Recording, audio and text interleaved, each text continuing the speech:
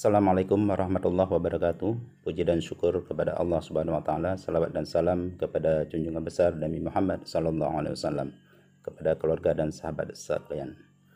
Pada kesempatan kali ini saya akan mencoba bagaimana cara membuat saldo harian dengan menggunakan Microsoft Excel. Silahkan kita aktifkan Microsoft Excel yang sudah terpasang di handphone kita masing-masing. Kita klik.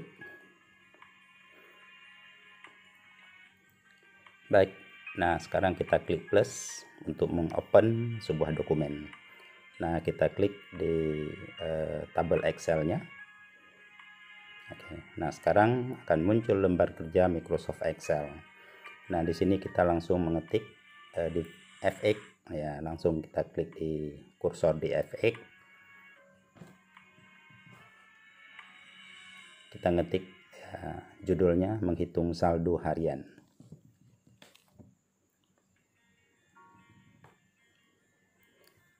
Nah, kita buat tabel terlebih dahulu, terdiri dari kolom nomor dan kolom tanggal transaksi,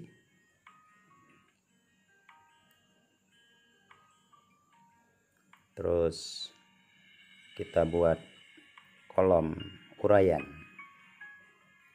Nah, uraian ini apa yang nanti transaksi yang bakal terjadi di dalam pembukuan kita.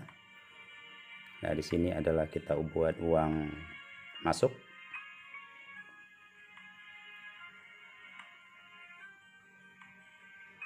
Nah, di sini kita buat posisi kolom uang keluar.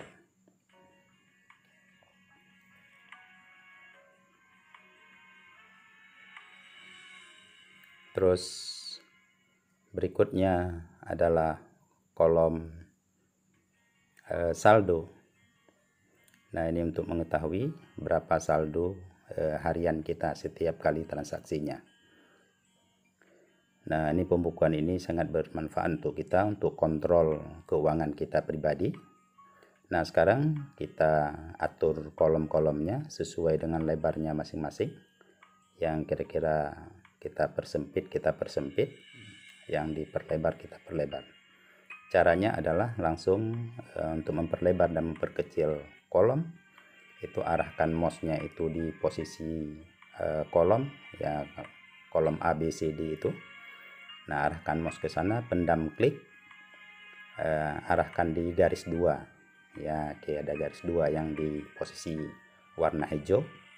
Nah, pendam klik, seret mouse-nya kiri dan kanan. Ya, baik. Nah, sekarang kita buat tabel ini, kita tabelkan, kita buat garis pembatasnya,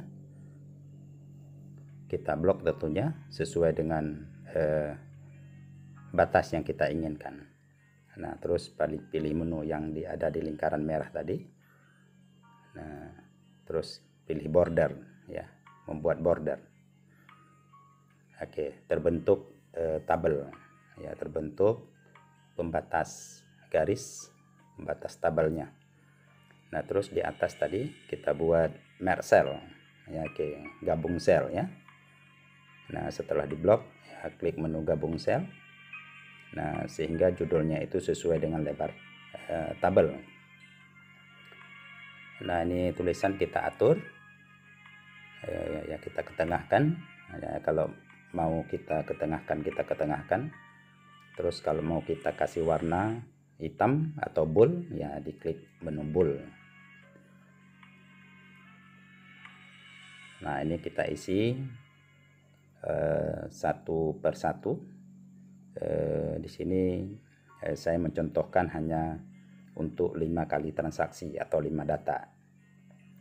Nah, tanggalnya diisi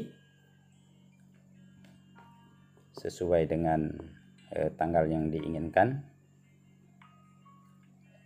Nah, mungkin agak bersabar sebentar, ya, mohon sabar karena sengaja pembelajaran ini saya buat tidak saya percepat, dikarenakan supaya mudah dipahami oleh mungkin anak-anak kita, ya, dalam menerima mengikuti proses tutorial ini. Nah, ini contoh tanggalnya. Ya, saya input asal-asal ini. Tanggal 1, tanggal 1. Nah, maknanya di tanggal 1 itu ada 2 transaksi. Di tanggal 2 bulan April 2020 juga ada 2 transaksi. Terus ini tanggal 3 saya buat 1 transaksi. Baik, nah kita isi uraiannya. Di tanggal 1 itu apa transaksinya ini? Terima, ya, terima dari A. Ya. Terus berikutnya terima dari B. Nah, ini contoh saja. Anda nanti bahasanya disesuaikan dengan kebutuhan masing-masing. Nah, terus bayar hutang. Nah, oke, seandainya kita ada berhutang, tentunya wajib bayar. Nah, di sini beli sembako. Nah, seandainya kita mungkin ya perlu sembako, kita beli. Nah, terus berikutnya adalah bayar SPP. Nah, siapa tahu ada yang harus dibayar SPP-nya pada tanggal 3. Oke, bayar SPP. Nah, berikutnya adalah kita menginput uang masuk dan uang keluar. Nah, tentunya kalau terima pasti namanya itu adalah uang masuk. Nah, misalnya kita input di sini adalah 10 juta. Nah, mohon untuk menginput sebuah nilai sangat diperhatikan, jangan sekali-kali kita membuat koma atau membuat titik untuk pembatas nilai. Nanti kita format saja. Setelah selesai kita input, nanti kita format. Jadi pembatas ini tidak boleh dibuat secara manual. Nah, ini uang masuk di input di uang masuk, terus uang keluar di input di posisi uang keluar.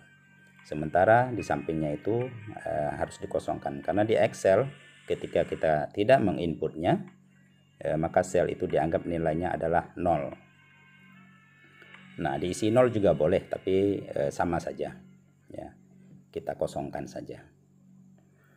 Nah, ini semua adalah merupakan sebuah nilai input ya, yang tadi itu di input. Nah, sekarang ini adalah nilai proses. Untuk saldo itu diproses menggunakan proses. Kenapa diproses? Dikarenakan saldo ini sifatnya isinya itu pasti. Ya, sering saya katakan bahwa sebuah sel ketika isinya itu tidak pasti maka diinput. Ketika pasti jangan kita input, tapi gunakan rumus. Nah, seperti tadi di saldo rumusnya adalah uang masuk dikurangi dengan uang keluar. Nah, untuk yang pertama, yang berikutnya adalah untuk di F5 itu rumusnya saldo 1 hari sebelum ditambah dengan uang masuk pada hari itu dikurang dengan uang keluar pada hari itu. Nah, rumus cukup 1 di copy paste saja ini. Nah, ini di copy paste. Di copy yang di atas itu, yang 12 juta di copy, diletakkan ke bawah. Oke. Nah, itu sifatnya nilainya sudah pasti. Nah, berikutnya kita buat di bawahnya itu untuk total ya, total. Nah, kita kepingin tahu total saldonya ya, dan total uang keluar dan total uang masuk itu berapa. Nah, dan kita kepingin tahu saldo terakhir. Nah, di sini kita format dulu. Nah, itu kita format. Nah, kita merge cell saja ini. Total itu di merge cell, kayak klik menu, klik gabung sel. Oke, total, dan dihitamkan. Oke, baik. Nah, terus nih juga karena total itu sifatnya pasti, jangan diinput, tapi gunakan rumus supaya nilainya nanti itu akan menyesuaikan sesuai dengan transaksi uang masuk. Nah, sama dengan rumus selalu diawali dengan sama dengan. Nah, kita ketik di sini sama dengan. Nah, itu kita sum saja atau summary namanya, menjumlahkan sebuah sel secara berurutan kalau sifatnya berurutan. Nah, di sini kita menjumlahkan dari D3 sampai dengan D8. Oke, 12 juta. Pasti ya. Nah, dia akan mengikuti sesuai dengan data yang ada di atas. Nah, rumus ini bisa di-copy ke sampingnya. Nah, karena ini sifatnya fleksibel, rumusnya fleksibel, di-copy saja ke kolom E, ke sel E9. Oke. Nah, mungkin agak rumit sedikit karena saya menggunakan handphone Android saya untuk membuat Excel ini. Jadi agak sedikit persoalan kadang-kadang. Nah, setelah di-copy keluar 5 juta. Nah, terus rumus berikutnya adalah, nah di sini sama dengan tentunya D9 dikurang E9. Nah, uang masuk dikurangi uang keluar. Jadi saldo terakhir adalah 7 juta. Nah, sekarang kita buat garis pembatas agak berbeda untuk posisi total. Ya, ini pakai border ya. Kita menggunakan border. Nah, berikutnya kita format ini. Yang sifatnya itu nilai, sebuah nilai. Nah, di posisi uang masuk sampai dengan total semuanya itu diblok saja. Yang saya katakan tadi, jangan kita menggunakan koma atau titik pada saat menginput sebuah nilai. Tapi kita gunakan format. Nah, format number namanya. Ya, klik di ujungnya, klik komanya. Nah, oke. Nah, sekarang jelas. Ya, nilai uangnya itu, nilai rupiahnya itu sudah jelas. Ya, 10 juta. Nah, titik ini bukan kita buat, tapi dengan cara kita format. Nah, hanya ini mungkin yang dapat saya sampaikan. Lebih dan kurang saya mohon maaf. Jika ada pertanyaan-pertanyaan, silakan layangkan ke alamat ini. Namanya materi pembelajaran. Terima kasih. Assalamualaikum warahmatullahi wabarakatuh.